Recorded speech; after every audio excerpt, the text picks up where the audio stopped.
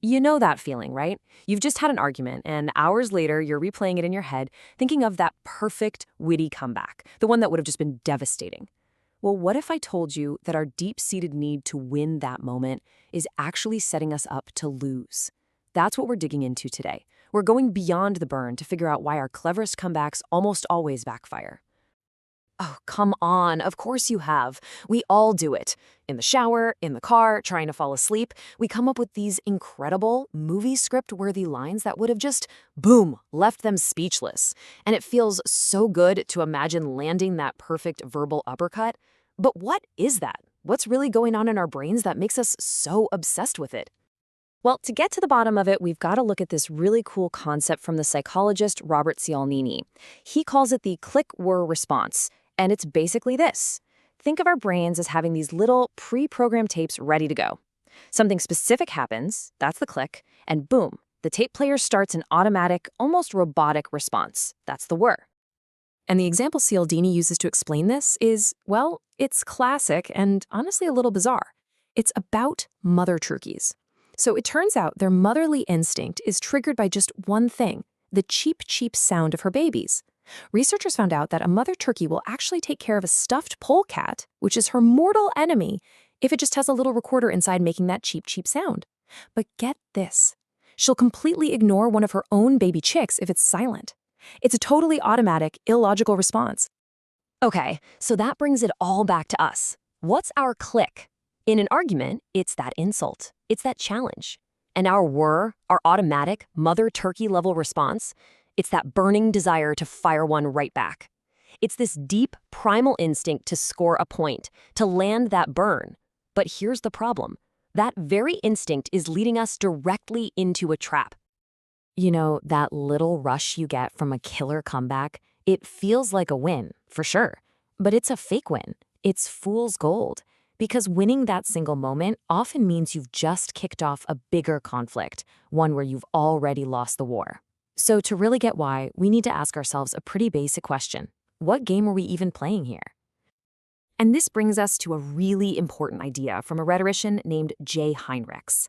See, we tend to throw the words fight and argument around like they're the same thing, but they are worlds apart. A fight, that's all about winning. It's about scoring points. But an argument, a real one, is about something totally different. It's about persuading someone and getting to an agreement. So think about it. The second you go for that comeback, that witty burn, you've made a choice. You've chosen to fight, not to argue. You're basically saying that the cheap thrill of winning the moment is more important than getting what you actually want, whether that's, getting your spouse to finally take out the trash or getting your boss to sign off on your big idea. And yeah, choosing to fight, it comes with a hefty price tag. We're talking a vicious cycle of escalation, trashed relationships, and almost always that awful emotional hangover, that feeling of, I wish I hadn't said that. So what's the engine that's actually driving all this destruction? Well, let's circle back to Cialdini for a second, because he pointed out another huge psychological force that's at play here.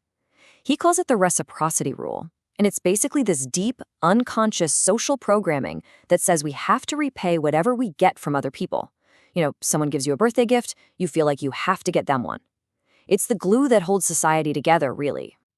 But, and this is a big but, it has a dark side. That exact same rule works for negative things, too. So when someone gives you an insult, that powerful reciprocity rule kicks right in, and you feel this overwhelming urge to give one back. And usually, you make it just a little bit worse. And then, of course, they feel obligated to return the favor. And you can see where this is going. It just spirals. And this whole thing follows a super predictable path to total disaster. So step 1, you land the burn. Feels great for a second. Step 2, escalation. The reciprocity rule guarantees it. Step 3, the relationship gets damaged. Liking, respect, it all just tanks. And finally, step 4, your influence is gone. Poof, you have zero chance of actually persuading them of anything. You might have gotten that zinger in, but you have totally, completely lost. Okay, so if firing back with a comeback is a trap, what are we supposed to do? Just take it? No! There's a much smarter way. How do we deal with conflict without getting sucked into that vortex? The secret is to have a better strategy, one that's all about shifting the goal from fighting to arguing. And that really is the million-dollar question, isn't it? If the point isn't to score a knockout punch, but to actually get somewhere useful, how do you do that? How do you change the rules of the game? Well, lucky for us, there's a surprisingly simple but incredibly powerful tool you can use to take control. And believe it or not, according to Jay Heinrichs, the secret is grammar. Yeah, you heard me right. Specifically, it's about the verb tense you're using. I know that sounds a little nuts, but trust me, whether you're speaking in the past, present, or future tense actually defines what the conversation is about and whether it has any chance of succeeding.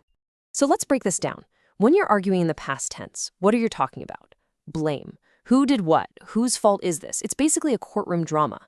And arguments in the present tense, those are all about values.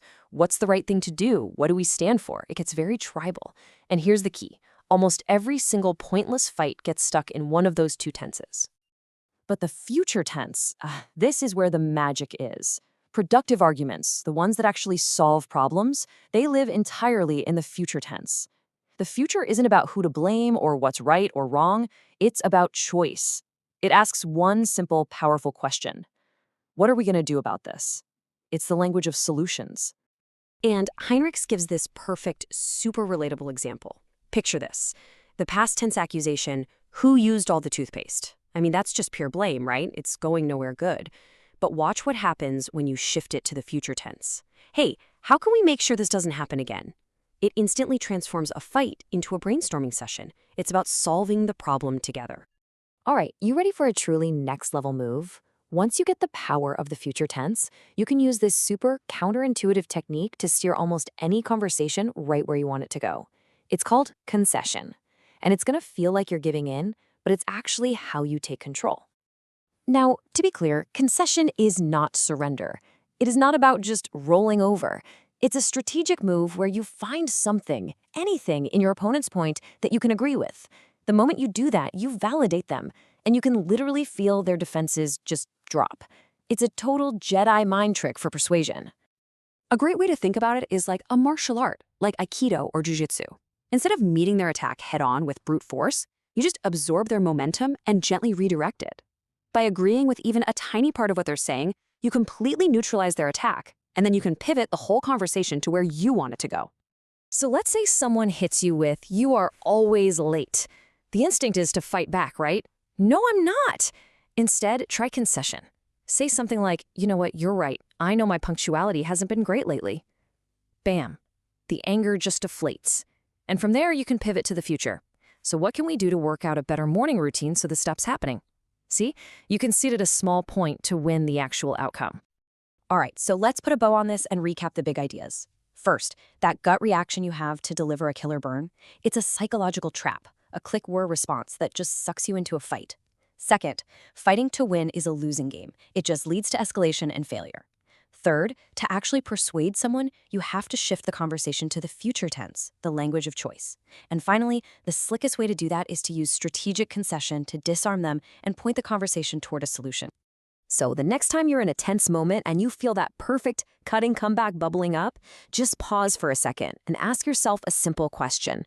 What's more important to you? The cheap thrill of getting the last word or the real-world value of getting a better outcome? The choice is always yours.